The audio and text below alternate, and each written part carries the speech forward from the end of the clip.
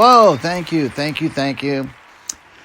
Yes, we're going to have an additional episode of today's Depuy, Pinnacle, Hip Litigation podcast. I'm your forever host, GF, and today's topic is an important one because we have the November 8th deadline approaching as I record this. It is the 4th, and I'm going to write a letter to my attorney, and I'm hoping that you'll listen to it, and if you have any of the concerns that you hear me have, you can use it to model a letter that you write to your attorney. But remember, it is not good enough to get these letters to our attorneys by the 8th.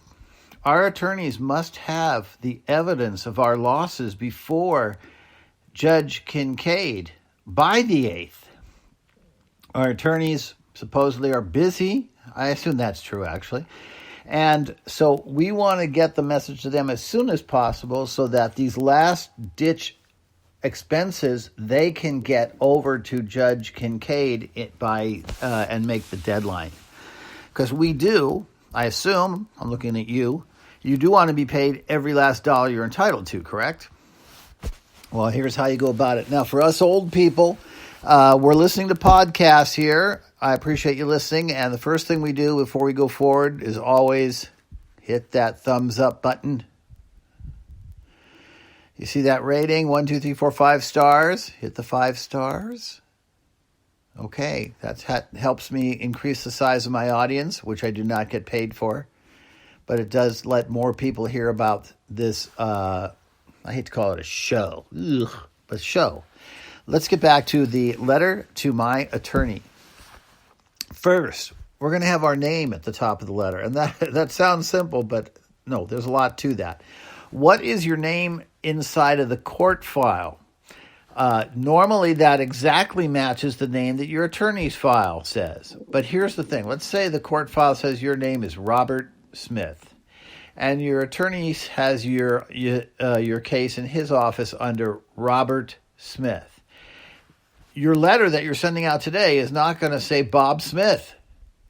That will take up time. Somebody will have to make sure, is Bob Smith the person the same as the Robert Smith? Because there could be more than one blah, blah, blah, blah, blah.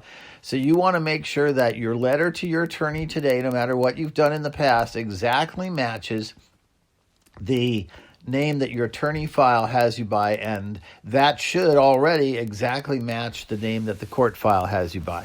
That's something you want to go over with your attorney and make 100% certain of. So you'll have your name at the top. Dear Tulkinghorn, that's my attorney, semicolon. Here are the final special damages that you can expecting from me in this matter, period. I realize it's always possible I will be finding things that I didn't realize I'd run up, but at this moment, here is what I have that I wish to put before the court, period. You could also write, I wish you to put before the court is more accurate, okay? So, 1. Now, I just finished, this would be an example, this may apply to you, this may not.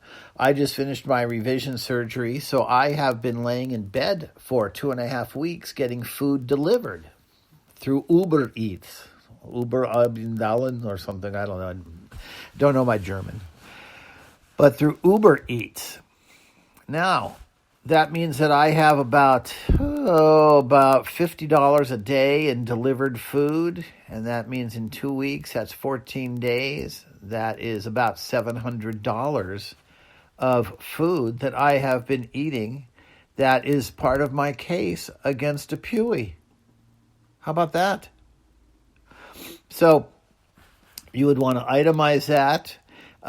Best if you can show your attorney each purchase you made from the restaurant, et cetera, et cetera. Yes, you can get credit for the tip you gave the nice young person who delivered and all that kind of stuff. I don't know of any limit. So if you one night you went to oh boy, if that expensive restaurant in the alley delivered to you and you had a nice $50 steak, I still think that could be put in as part of your case. Minor point, Depuy or Pinnacle or Johnson Johnson will be saying, well, you were going to eat anyway. You don't get any credit for that. You had to eat anyway. What's the difference if you ate laying in bed or if you ate some blah, blah, blah. No. The fact that you had to pay these increased prices because you were laid up in bed means that the additional whatever you paid above what you normally would have spent on dinner, which, as you know, if you cook dinner at home, it runs between about $5 and $10 a person. It's much cheaper to cook dinner. So that additional cost, that's part of your case. And it's also part of your multiplier.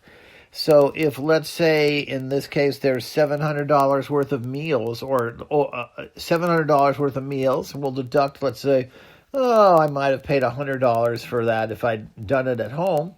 So now we have $600 over that I've paid over and above what I would have paid if I hadn't had the surgery. Well, that's in the multiplier. So that should get me a good 3, 4, 5 times that. $1,800, $2,400, $3,000 for the hassle and all that kind of stuff. So that's one of the things that you want to get. Now you want to look up, did you buy or did your significant other buy you any crutches?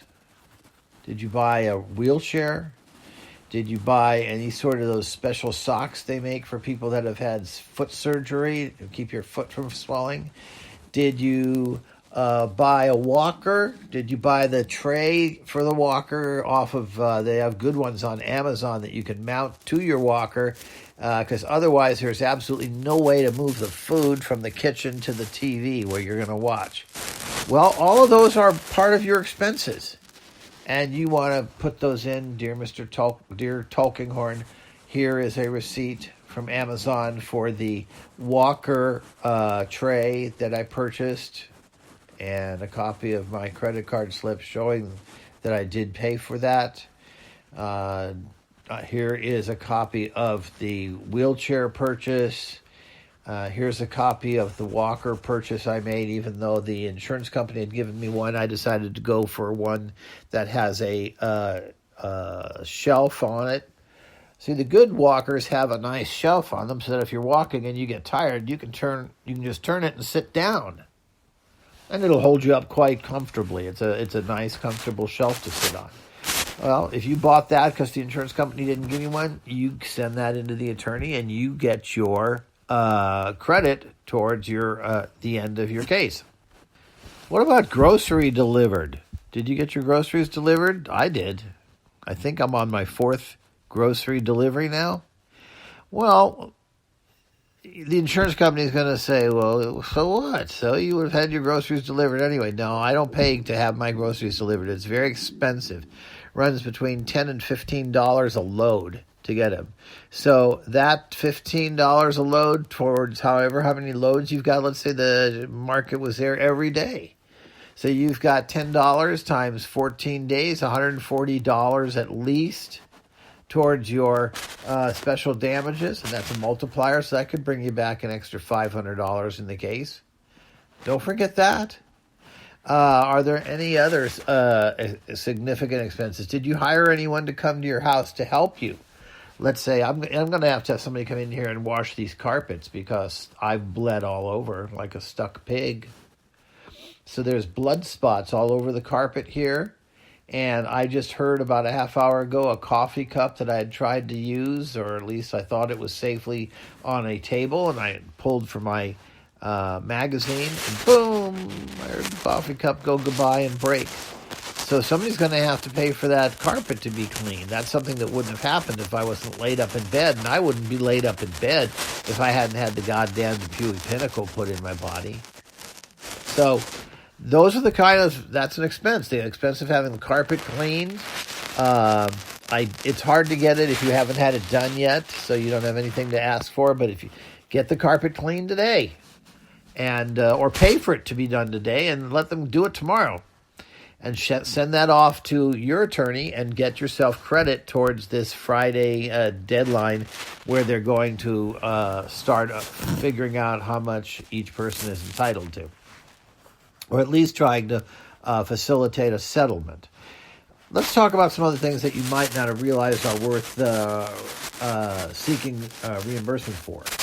Okay, I'm sure we've thought about prescriptions. Have you looked and seen how much you spent either having them delivered to your house, doesn't matter, or if you had somebody pick them up, or if you're in good enough shape where you went over and picked them up, good for you.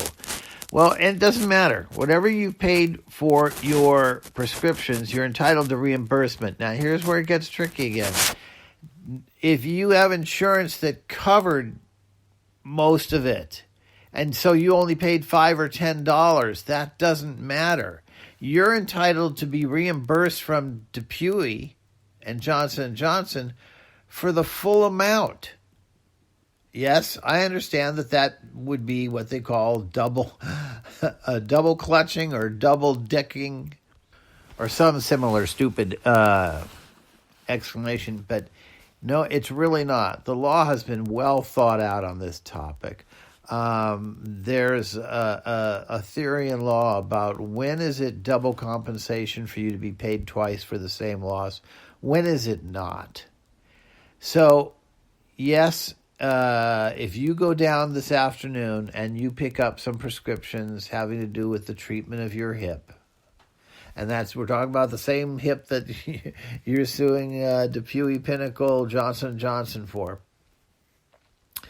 you're entitled to the bill, or you might call it a receipt, for the entire amount, and then that would show the deduction for what your insurer pays, and then it would say, and here's how much you really paid, which, of course, is a lot less.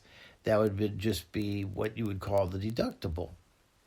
But Johnson & Johnson don't get credit for that. So Johnson & Johnson has to go by the full bill. So if the full bill was $400, even though you only put out $20, your copay, Johnson & Johnson has to treat that, because it will be treated at trial, as a $400 bill that you paid out of your pocket. Why is that? Well, the doctrine that we're looking at, and you don't really have to write this down or go into this or any of that stuff, but it's the third-party collateral rule, which says that it looks like you're going to get double paid, maybe. Somebody's going to get double paid. And think about it this way.